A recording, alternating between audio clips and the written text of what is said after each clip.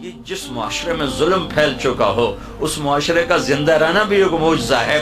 حضرت علی کا فرمان ہے نظام کفر کے ساتھ چلتا ہے، ظلم کے ساتھ نہیں چلتا۔ جب معاشرے میں ظلم پھیل جاتا ہے تو اللہ تعالیٰ اس معاشرے سے نظریں ہٹا لیتا ہے اور وہ معاشرہ حقیر ذلیل فقیر ہو جاتا ہے۔ ہمارے زوال کا سبب یہ نہیں کہ بجلی کوئی نہیں اور گیس کوئی نہیں، ہمارے زوال کا بہت بڑا سبب ہے کہ ہمارے عوام بھی ظالم ہیں، ہمارا غریب بھی ظالم ہے، مالدار بھی ظالم ہے، دیہاتی بھی ظالم ہے، شہری بھی ظالم ہے۔ حکومت تو بعد میں آتی، پولیس فوج تو بعد میں آتی ہے، پہلے تو عوام میں ظلم کی جڑیں گہری ہو چکی ہیں اور اس حد تک جا چکی ہیں کہ ظلم کرتے ہوئے احساس ہی نہیں کہ میں کتنا بڑا گناہ کر رہا ہوں۔ شراب پیتے ہوئے احساس ہے کہ گناہ کر رہا ہوں، زنا کرتے ہوئے احساس ہے گناہ کر رہا ہوں، کسی کو دھوکہ دیتے ہوئے کوئی احساس نہیں کہ میں کتنا بڑا ظلم کر رہا ہوں، کتنا بڑا گناہ کر رہا ہوں۔ تین چیزیں ایسی ہیں جو معاشرے کو زیرو کر دیتی ہیں، تباہ کر دیتی ہیں، صفحہ ہستی سے مٹا دیتی ہیں، اور وہ تینوں میرے دیس میں موجود ہیں۔ میں حکمرانوں کو رونا کیا روں اور میں محکموں کا رونا کیا روں، میرا تو ریڑھی والا بھی اس کا شکار ہے۔ ایک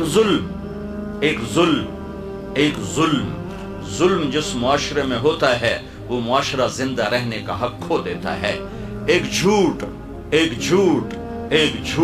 جس معاشرے میں جھوٹ ہوتا ہے وہ عزت کا حق کھو دیتا ہے، ذلت کا طوق ان کے مقدر کر دیا جاتا ہے۔ میرے نبی نے فرمایا تمہیں بڑے گناہ بتاؤں؟ کہ یہ کیا؟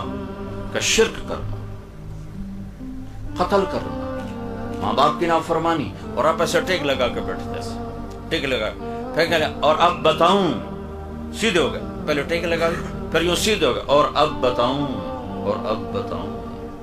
الا وقول الزور، الا وقول الزور، الا وقول الزور، اور جھوٹ اور جھوٹ اور جھوٹ اور جھوٹ۔ اس کو اتنا دہرایا کہ صحابہ فرمانے لگے ہمارے جی میں ہے کہ کاش اب آپ چپ کر جاتے۔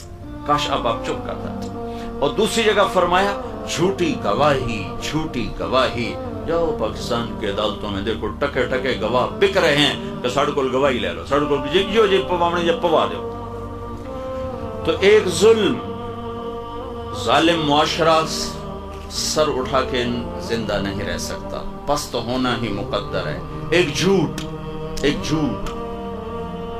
ایسی لعنت ہے، میرے نبی کا فرمان ہے الصدق ینجی والکذب یہلک، جھوٹ ہلاک کرتا ہے، سچ نجات دیتا ہے۔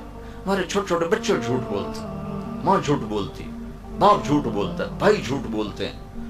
سیاستدانوں کا جھوٹ تو بہت بعد میں آتا ہے، ریڑھی والا جھوٹ بولتا، سیل مین جھوٹ بولتا۔ 1 کروڑ پاکستانی اکٹھے کروں تو ایک بھی سچا نہیں ملے گا مجھے۔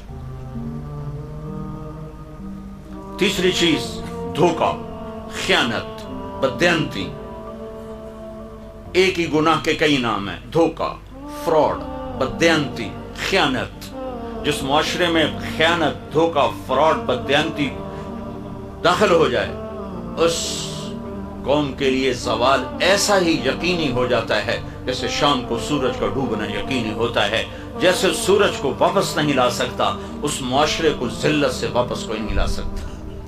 جتنے مرضی عالی شان حکمران بٹھا دیے جائیں، اگر یہ 3 کام موجود ہیں، لوگ ظالم ہوں، لوگ جھوٹے ہوں، لوگ بددیانت، دھوکے باز، فراڈی ہوں، تو دنیا کی کوئی طاقت انہیں عزت کے سیڑھیوں پر نہیں چڑھا سکتی۔ ان کے لیے ذلت کی گہرائیاں مقدر ہو گئیں۔ لا الہ الا اللہ محمد رسول اللہ علیہ صلاة اللہ وآلہ والأحبہ۔ لا الہ الا اللہ محمد رسول اللہ علیہ صلاة اللہ وآلہ والآلہ